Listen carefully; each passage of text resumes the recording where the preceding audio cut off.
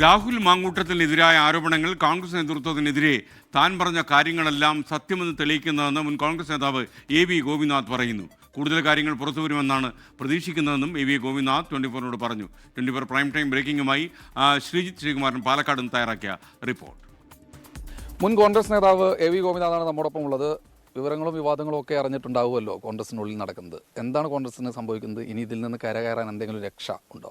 ഞാൻ കോൺഗ്രസ് പാർട്ടിയുടെ പ്രാഥമിക മെമ്പർ സ്ഥാനത്ത് രാജിവെച്ച ആളാണ്. കോൺഗ്രസിനെ കുറിച്ചൊന്നും പറയാനുള്ള അർഹതയില്ല, പറയാനും പാടില്ല. മനസ്സിലായില്ലേ? നേരാവോ നേരാവില്ലെന്നുള്ള അവർ തീരുമാനിക്കട്ടെ, അത്രേ എനിക്ക് പറയാനുള്ളൂ. അല്ല, ഞാൻ ചോദിക്കുന്നത് വി ഡി സതീശൻ അടക്കമുള്ള ആളുകളെക്കെതിരായിട്ടാണ് ഇപ്പോൾ ആക്ഷേപം ഉന്നയിച്ചിട്ടുള്ളത്. ഷാഫി പറമ്പിലിനെതിരായിട്ട് ആക്ഷേപം ഉന്നയിക്കുന്നുണ്ട്.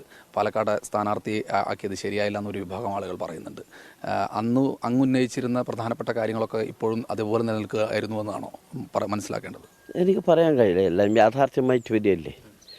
ദിവസങ്ങൾ കടന്നു വന്നതും എല്ലാ യാഥാർത്ഥ്യങ്ങളും പുറത്തു വരേണ്ടത്. കുറച്ചും കൂടി കാത്തിരിക്കുക. ഇപ്പോഴും കാര്യങ്ങൾ ഈ വിവാദങ്ങളുടെയൊക്കെ ശേഷം നേതാക്കളൊക്കെ ബന്ധപ്പെടുന്നുണ്ട്. അതുണ്ടായിട്ടുണ്ട്, പക്ഷെ ഞാൻ ഇനി ബന്ധപ്പെടില്ല. ഒരു കോൺഗ്രസ് നേതാവിനെയും ഒരു കാര്യം പറഞ്ഞും ഞാൻ ബന്ധപ്പെടാൻ ഉദ്ദേശിക്കുന്നില്ല. ഇനിയും കുറേയധികം കാര്യങ്ങൾ പുറത്തു വരാനുണ്ട് എന്ന് തന്നെയാണ് അങ്ങ് പറയുന്നത്. കാത്തിരുന്ന് കാണാം. ഇന്ന് ഈ പറയുന്നത് പോലെ ഇങ്ങോട്ട് മത്സരിക്കാൻ വരുന്ന സമയത്ത് DCC അടക്കം എതിർപ്പ് ഉന്നയിച്ചിരുന്നു. രാഹുൽ മാങ്കൂട്ടത്തിനെ മത്സരിപ്പിക്കരുതെന്ന് VK ശ്രീകണ്ഠൻ പറഞ്ഞിരുന്നു.